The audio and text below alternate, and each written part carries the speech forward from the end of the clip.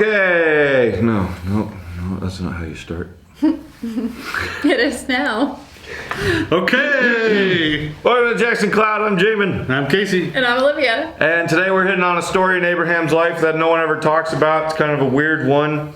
Ooh, good. Another weird one. Yeah, a lot of Abraham's stories are weird ones. This one's where he goes to war to save Lot. Do you guys remember this story at all from when you read the Bible? No. Okay, well, some of this might stick out to you a little different if you remember your geography and people. There's enough things mentioned in here that you tune out when you read it. That's why no one remembers it. Like the Zuzumim and Hem and Imim and Shava Kirathiam. Like you're already not listening, right? Olivia will yawn at least 3 times while I read this passage. I can't help it. We film in the afternoon. That's when I go. Well, okay, so I'm going to read it to you, and I want you to think really hard.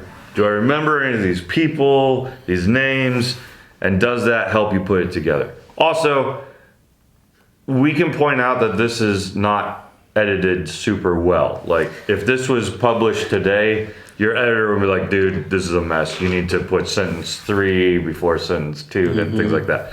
So I'll read it, and tell me if you catch anything going on here. In the days of Amraphel, king of Shinar, Arioch, king of Elsar, and Chedorlaomer, king of Elam, and Tidal, king of Goim, these kings made war with Bera, king of Sodom, Bersha, king of Gomorrah, Shinab, king of Admah, Shemember, king of Zeboim, and king of Bela, that is Zoar. And all these joined forces in the valley of Siddim, that is the Salt Sea, 12 years after they served Chedorlaomer. In the 13th year, they rebelled. So, just pause. We've got a giant war. Yeah, between kings of different lands who more or less are kind of like tired of probably serving this other king. Like Chedorlaomer, king of Elam, seems to be like one of the big ones. After 12 or 13 years, they just decide like a few of the kings are going to rebel against this other, like these kings. So in the 14th year, Chedorlaomer and the kings who are with him, so some kings gang up, they go and defeat the Rephaim and Ashtaroth Karanaim and the Zuzim and Ham, the Emim and Sheva Kirakathium. And the Horites in their hill country of Seir as far as El Paran in the border of the wilderness. All right, pause right there. Kings are fighting each other. I know we don't really care who they are, where they're from, because we don't know anything about them. But has anything stuck out to you? Near the wilderness. All right, what else? Does that mean anything to you? I have no idea. It's Okay, just the just only stuck part out of that to I you. understood. All right, what about I you? mean, this is going to be way out of left field. I'm just letting you know. So, Emma Raphael, I thought, I wonder what say TMNT right now. I mean, that's what I was going through with in my head. That's what it went to. But also, it kind of reminded me of the Lords of England. How a lot of times they would squabble against each other. And even though like they were still under a king, they would still fight amongst themselves to try to take more land or less land. And so it feels like it reminds me of that medieval history of England. Yeah, I mean, that seems to be the cycle of violence. Even in the Bible, there are times where kings team up with each other. Israel teams up with some other kings to like go beat out other kings. So a few words that could have stood out to you if you wanted were Rephaim, Zuzim, and Emim. Does anybody know who these are? So Zuzim sounds like the origin from Invader Zim. Oh, it's not the Zuzu pets? Oh, wasn't that? No, I don't think so. Nope.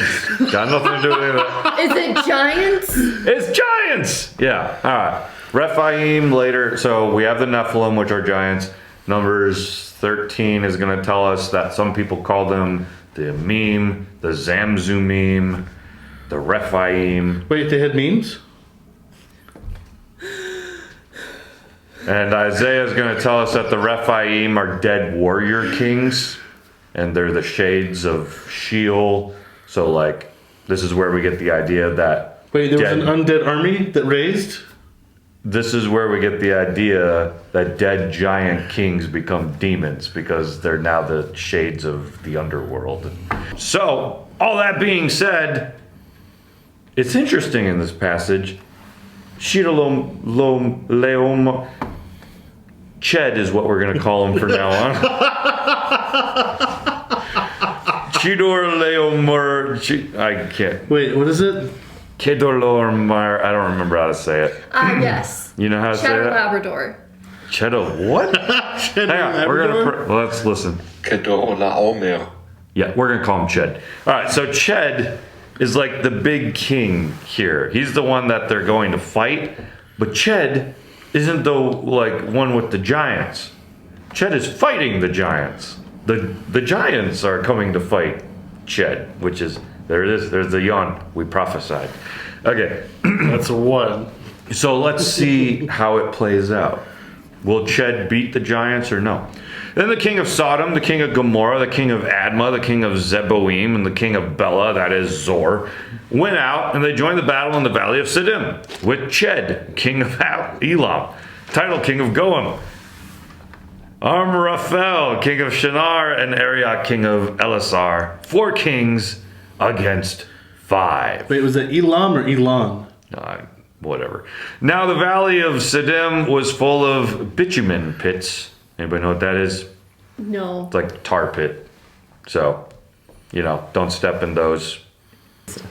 So there's a bunch of bitumen pits, and as the kings of Sodom and Gomorrah fled, some fell into them, and the rest fled to the hill country.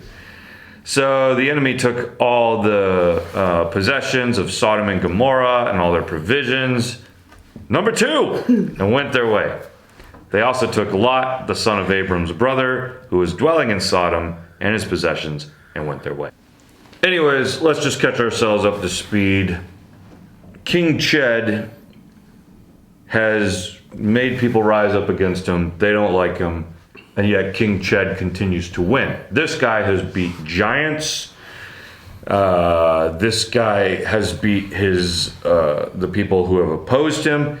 And now he's gotten up in Abraham's business because after beating the kings of Sodom and Gomorrah and taking their possessions, they also take Lot. So Lot is one of the possessions that they take, which is, of course, Abraham's nephew. And so Abraham gets word of this. And it goes on. One who escaped came and told Abram the Hebrew, who was living by the oaks of Mamre, the Amorite, brother of Eshcol and Aner. These were the allies of Abram. When Abram heard that his kinsmen had been taken, he led forth his trained men born in his house, 318 of them, and went in pursuit as far as Dan. And he divided his forces against them by night, he and his servants, and defeated them and pursued them to Hobah, north of Damascus. Then he brought back all possessions, and also brought back his kinsman Lot with his possessions, and the women and the people. So you've got King Ched, who can't be just beat by. This guy is a giant slayer. This guy takes on whoever comes his way. And then you've got Abraham, who, as far as I understand, is a farmer. Who then just And a traveler. yeah, who just takes up a bunch of his servants, and they go out and they fight and they win. It almost seems like it's out of nowhere. Like Abraham's not like a king who's been showing up and fighting wars.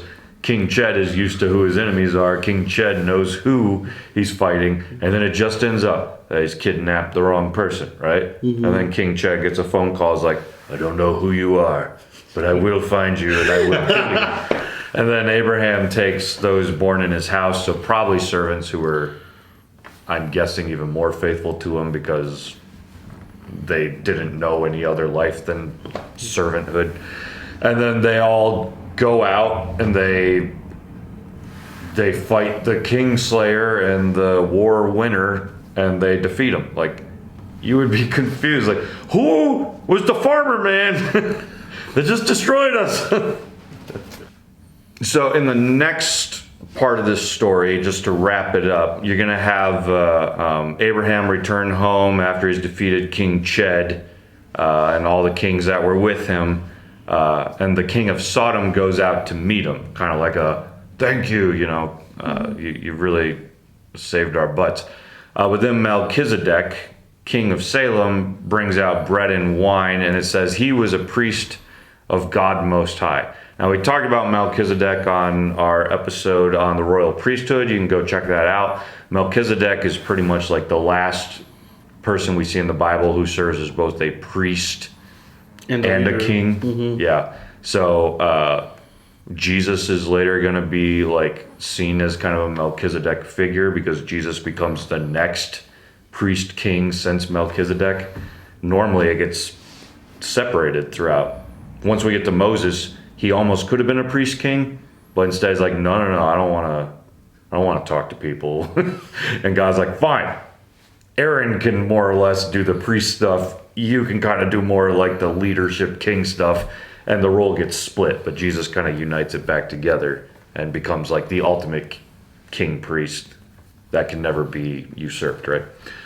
But this priest king, Melchizedek, says, blessed be Abram by God Most High, possessor of heaven and earth, and blessed be God Most High, who has delivered your enemies into your hand. So you see this narrative interjected on top of it. Abraham wasn't just lucky. He wasn't just smart attacking at night. By Melchizedek's like blessing upon Abraham, it's God had your back. Like you beat the giant slayer. God has delivered your enemies into your hand. And then the king of Sodom's like, all right, here, take a bunch of stuff. Like, thank you for helping. And Abraham responds, I have lifted my hand to the Lord God Most High, possessor of heaven and earth, that I would not take a thread or a sandal strap or anything that is yours, lest you should say, I made Abram rich. I will take nothing but what the young men have eaten and the share of the men who went with me. And then that's just an interesting statement. Like, why was Abraham afraid to... We've already seen him benefit off of ill wealth before. Why this time? I don't know. Do you guys have any ideas to that? Maybe he learned his lesson. Yeah, except he's going to do it again. Well, we haven't gotten to the Genesis 20 where he gets more wealth from cheating that... Yeah. I don't know. I would wonder, since we already know that Sodom and Gomorrah is supposed to be like this evil, wicked place that like God is going to judge, and Abraham's probably well aware of like just how bad it is over there. I wonder if it's like like I have sworn that I won't take anything from specifically you, because I don't want like the like evils of Sodom and Gomorrah like tainting my wealth and name, that people would think that such a place as that is how I made my wealth, because I serve the one true God. Maybe that, or maybe he just wanted to like be clear, like it's just God that won this victory and no one else. I don't know. Whatever the case may be, there's a story that often gets skipped in the Bible. Based on how many times Olivia yawned, you can totally understand why. There's a lot of weird names and places and people to keep up with, but ultimately when you zoom out, it is a strange and interesting story, and shows some... So how many yawns did she have? I don't know. you guys don't even know. We're going to have to you watch. guys don't even know. When I edit the video, I'm going to have to You should put the total here. Yeah. Be sure to like, comment, and subscribe down below. And while you're down there, maybe hit the little notification bell. If you'd like to continue the conversation further, you can even join us on the Discord. Or leave a comment there and see if you can beat me to it.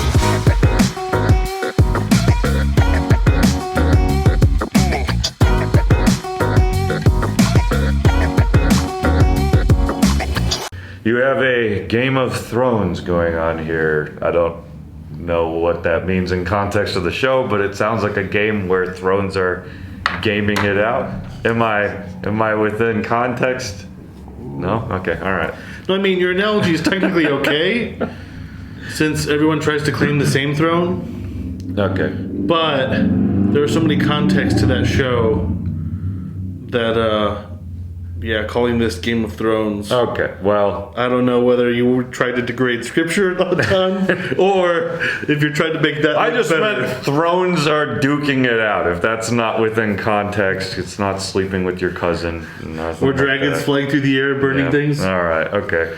So Sister Wives was the other episode. no, yeah, we don't sleep with cousins in the well. Never mind. Never mind. Let's just move on.